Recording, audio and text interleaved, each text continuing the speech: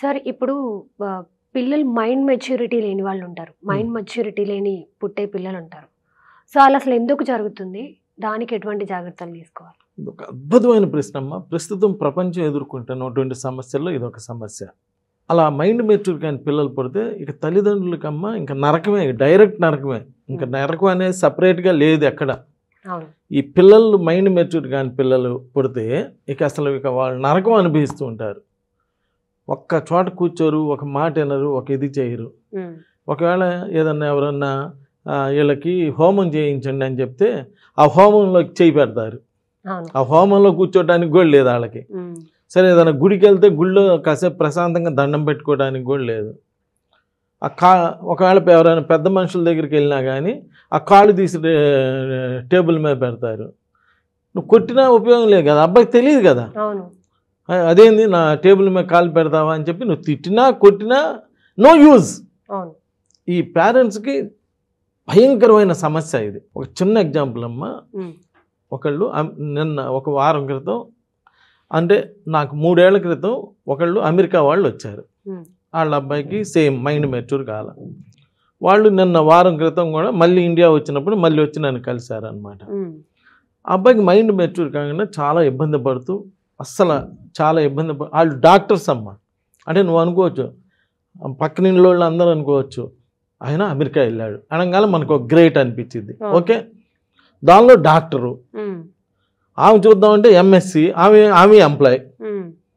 అంటే మనకి ఎలా బండిది పిక్చరు, ద గ్రేట్ ఫ్యామిలీ. అసలు వాళ్ళు అదృష్టవంతులు. అంటే మనం ఏంది ఎప్పుడు చూసినా కానీ హైదరాబాద్లో కూర్చొని యాంకరింగ్ చేసుకోవటం ఏంది అనిపిస్తుంది.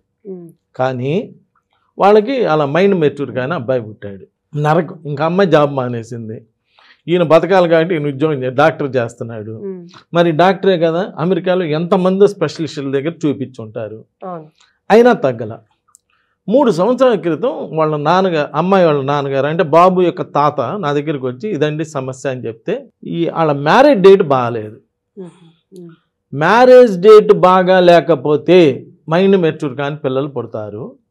మ్యారేజ్ డేట్ బాగా లేకపోతే సరిగ్గా చదువుకొని పిల్లలు పుడతారు.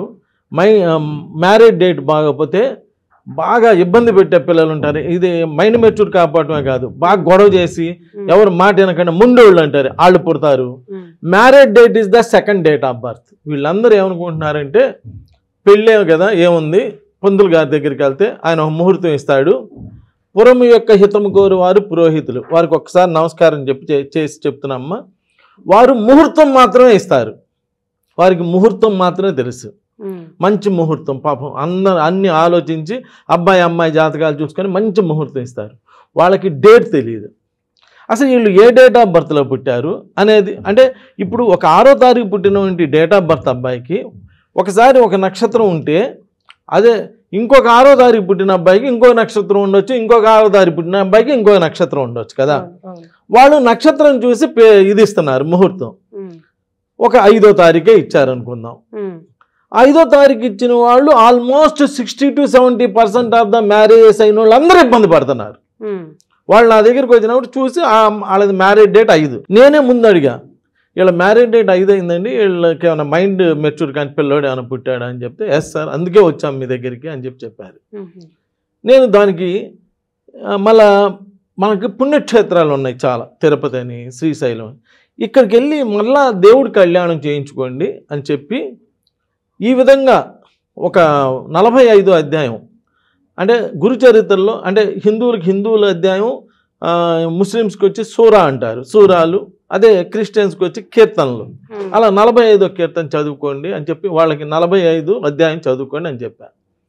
నిన్న వారం క్రితం అమ్మ వాళ్ళు వచ్చి, ఆయన డాక్టర్ గారు కూడా అంత బిజీగా ఉన్న డాక్టర్ కూడా, అమెరికా నుంచి వచ్చిన డాక్టర్ కూడా అందరు ఫ్యామిలీతో సహా వచ్చి, మీరు చెప్పినట్టు చేస్తే సార్ చూడండి మా అబ్బాయి ఎంత ఎక్సలెంట్గా తయారయ్యాడో అని చెప్పి ఎంత ఆనందపడ్డారండి. అంటే మళ్ళీ చెప్పించుకోవడానికి కాదు వచ్చింది, కృతజ్ఞతలు చెప్పుకోవడానికి వచ్చారు.